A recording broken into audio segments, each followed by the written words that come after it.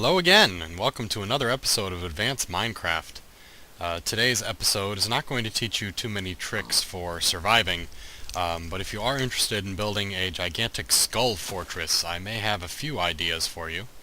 This is something we've been putting together for the last week, and given the number of people on our server these days and the amount of skill we have in building creative things, a week isn't too bad for us.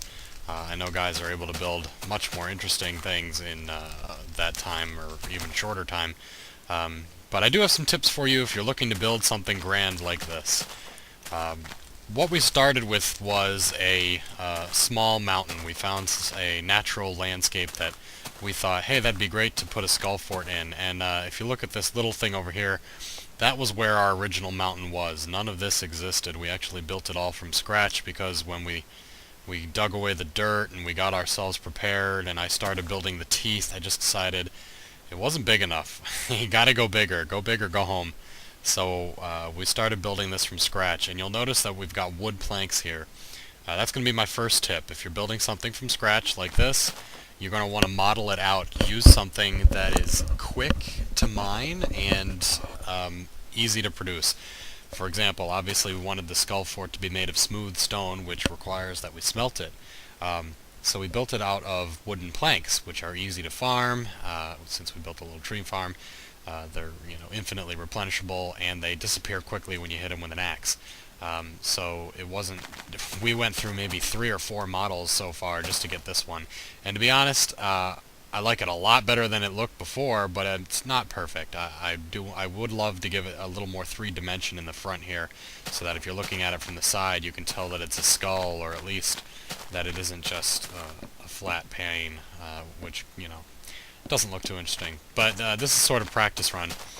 And the reason it's sort of a practice run is when Notch releases 1.8, there's going to be some serious chunk updates, villages and such that are coming out. We're going to wipe the server. We're going to start with a brand new server, brand new clean slate. And I know a lot of our main people are unhappy with this. We will do whatever we can to preserve the old world so that you can travel there and work on it, or at least look at your creations, and give it out to members of the forum as well. So your creations aren't going away. You're just going to get a brand new world to start building new things in, and hopefully have lots of new chunk content. So I wanted to show you a couple of the neat things we've done here. First is we decided that we wanted to have the front of the mouth flowing over with lava. Now this is nowhere near complete. I'm just doing this for an example. Hopefully we'll have a lot more lava coming out here so that it's difficult to get through. And then what we wanted to do was have it impassable except for a secret pathway, either a bridge or just a few stepping stones that appear out of nowhere. And obviously this is done with sticky pistons and some redstone wiring.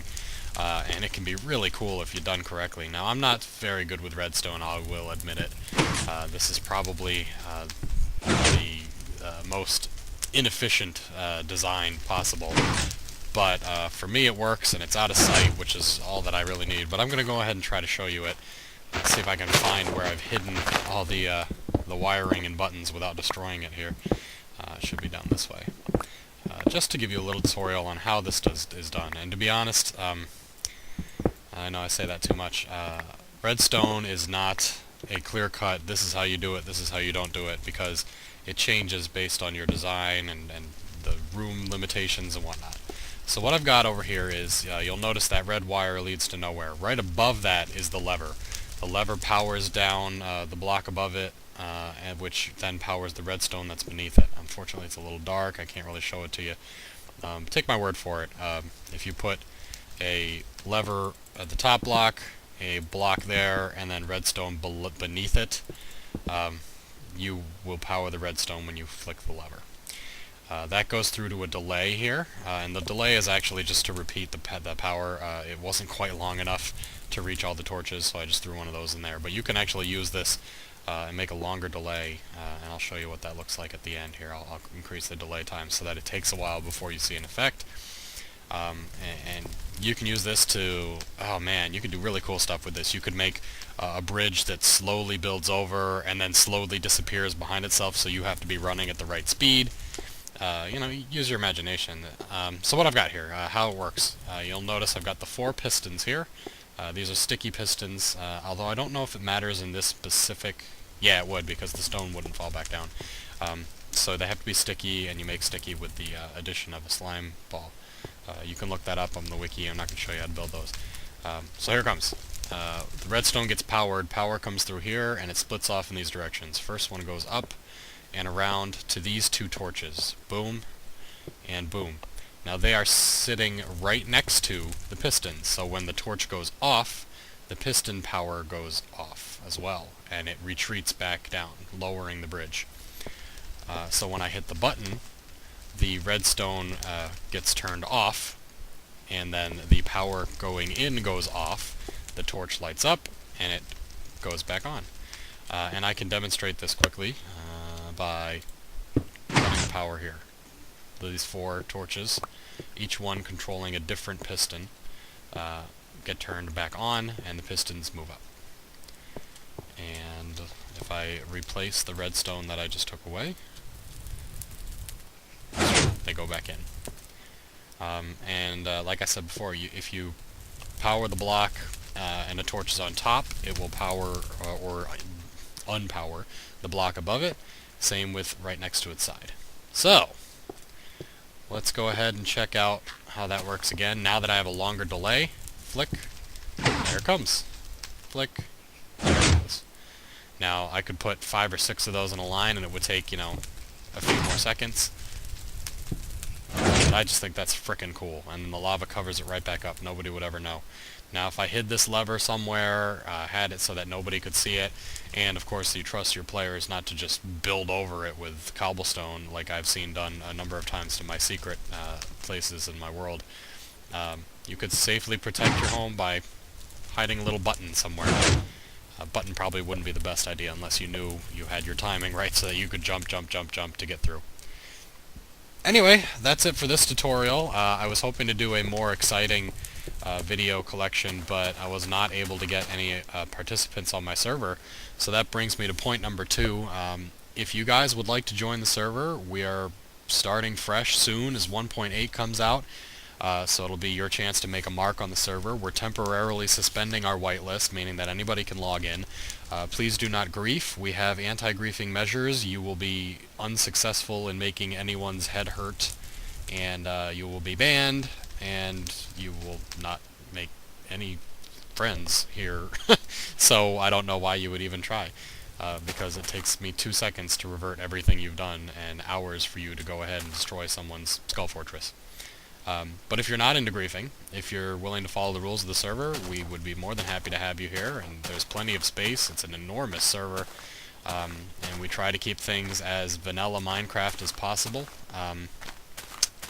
So I will include the IP address for the new server in the details of this post. I believe it is 216.15.64.215.